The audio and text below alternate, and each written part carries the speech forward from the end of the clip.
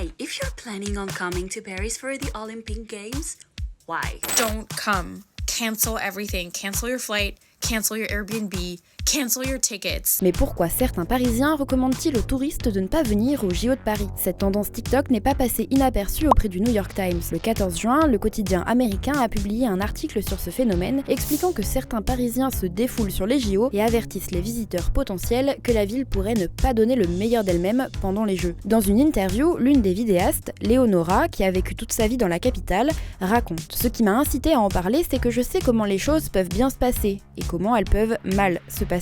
So we Parisians are angry as fuck, but you are going to have a shitty time too if you come as a tourist, trust me. Une autre créatrice de contenu, Miranda Starcevic, explique qu'elle voulait que ses abonnés sachent que de son point de vue de française de la classe moyenne, personne ne veut des JO. It's gonna be a shit show and nobody understands why it's still happening. Les inquiétudes de ces Parisiennes se ressemblent: hausse des prix, saturation des transports ou chaos dans la ville. D'ailleurs, elles ont confié au New York Times qu'elles fuiraient la capitale pendant les Jeux pour ne pas subir la foule. Elles mettent aussi en avant des raisons plus éthiques et politiques, par exemple la réquisition des logements du Crous au détriment de certains étudiants pendant la période des JO, pour permettre non pas aux touristes, comme ces créatrices l'affirment dans leurs vidéos, mais aux bénévoles ou aux policiers, pompiers et soignants de se loger. Globalement, c'est une potentielle mauvaise gestion de l'événement qui est mise en avant. Tessa Bicard, une américaine qui vit à Paris depuis 12 ans, a expliqué dans une vidéo qui a fait 750 000 vues sur TikTok pourquoi les JO vont être un cauchemar pour Paris. So the information about the public transportation lines that are impacted or like to be totally avoided is